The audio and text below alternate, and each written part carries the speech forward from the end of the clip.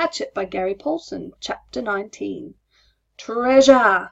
Unbelievable riches! He could not believe the contents of the survival pack. The night before he was so numb with exhaustion he couldn't do anything but sleep.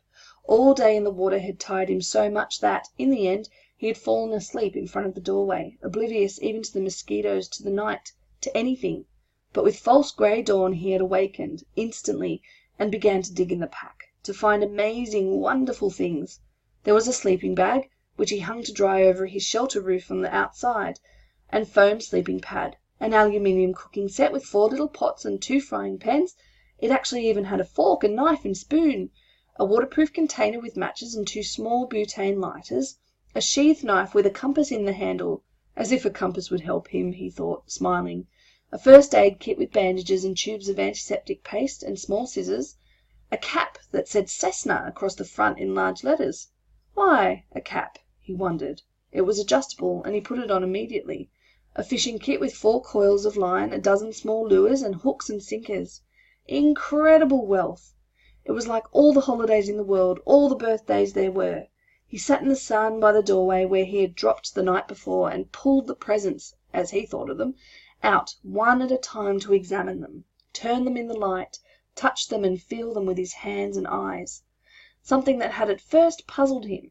He pulled out what seemed to be the broken-off, bulky stock of a rifle, and he was going to put it aside, thinking it might be for something else in the pack, when he shook it and rattled it.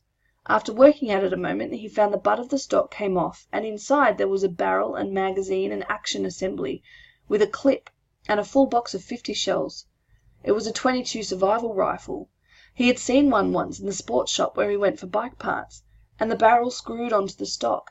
He had never owned a rifle, never fired one, but had seen them on television, of course, and after a few moments figured out how to put it together by screwing the action onto the stock, how to load it, and put the clip full of bullets into the action. It was a strange feeling, holding the rifle. It somehow removed him from everything around him. Without the rifle he had to fit in, to be part of it all, to understand it and use it. The woods, all of it. With the rifle, suddenly, he didn't have to know, did not have to be afraid or understand. He didn't have to get close to a full bird to kill it, didn't have to know how it would stand if he didn't look at it and moved off to the side. The rifle changed him the minute he picked it up, and he wasn't sure if he liked the change very much. He set it aside, leaning it carefully against the wall. He could deal with that feeling later. The fire was out, and he used a butane lighter and a piece of birch bark with small twigs to get another one started, marvelling at how easy it was, but feeling again that the lighter somehow removed him from where he was, what he had to know. With a ready flame he didn't have to know how to make a spark nest, or how to feed the new flames to make them grow. As with the rifle, he wasn't sure he liked the change. Up and down, he thought. The pack was wonderful, but it gave him up and down feelings. With the fire going and sending up black smoke and a steady roar from the pitch-smelling chunk he put on, he turned once more to the pack, rummaging through the food packets. He hadn't brought them out yet, just he wanted to save them until last, glory in them. He came up with a small electronic device completely encased in a plastic bag. At first he thought it was a radio or cassette player, and he had a surge of hope because he missed music, missed sound, missed hearing another voice. But when he opened the plastic and took the thing out and turned it over, he could see that it wasn't a receiver at all. There was a coil of wire held together on the side by tape, and it sprung into a 3-foot-long antenna when he took the tape off.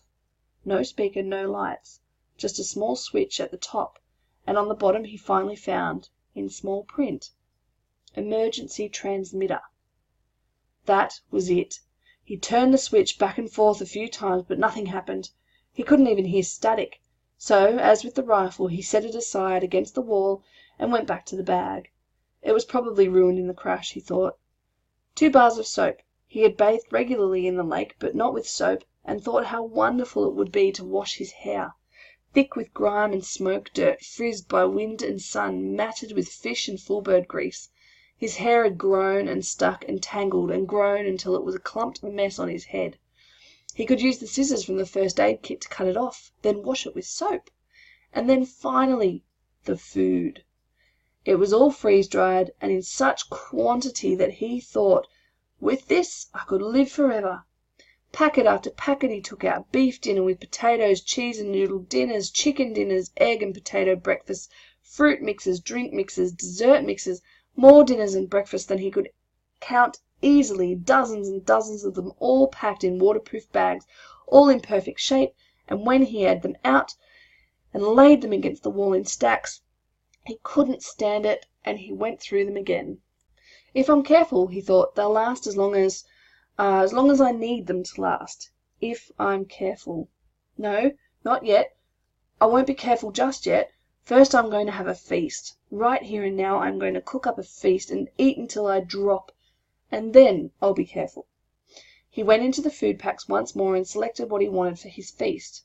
A 4-person beef and potato dinner with orange drink for an appetizer and something called a peach whip for dessert.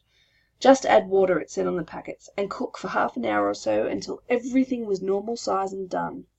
Brian went to the lake and got water in one of the aluminium pots and came back to the fire. Just that amazed him, to be able to carry water to the fire in a pot. Such a simple act, and he hadn't been able to do it for almost 2 months. He guessed at the amounts and put the beef, dinner and peach dessert on to boil, then went back to the lake and brought water to mix with the orange drink.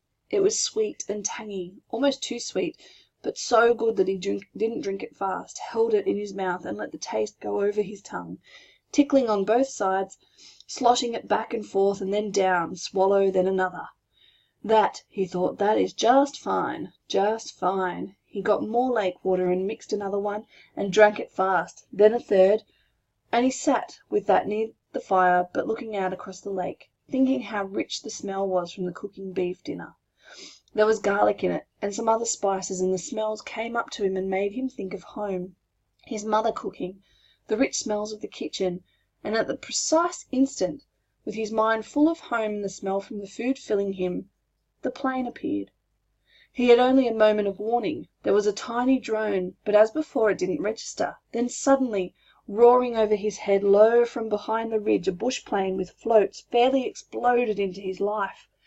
It passed directly over him, very low, tipping a wing sharply over the tail of the crashed plane in the lake, cut power, glided down the long part of the L of the lake, then turned and glided back, touching the water gently once, twice, and settling with a spray to taxi and stop, with its floats gently bumping the beach in front of Brian's shelter. He had not moved. It had all happened so fast that he hadn't moved. He sat with the pot of orange drink still in his hand, staring at the plane, not quite understanding it yet, not quite knowing yet that it was over. The pilot cut the engine, opened the door and got out, balanced and stepped forward on the float to hop onto the sand without getting his feet wet. He was wearing sunglasses and he took them off to stare at Brian. "I heard your emergency transmitter. Then I saw the plane when I came over." He trailed off, cocked his head, studying Brian. "Damn, you're him, aren't you? You're that kid. They quit looking almost 2 months ago. You're him, aren't you? You're that kid." Brian was standing now, but still silent, still holding the drink. His tongue seemed to be stuck to the roof of his mouth and his throat didn't work right. He looked at the pilot and the plane and down at himself, dirty and ragged, burned and lean and tough. He coughed to clear his throat. "My name is Brian Robeson," he said. Then he saw that his stew was done, the peach whip almost done, and he waved to it with his hand. "Would you like something to eat?"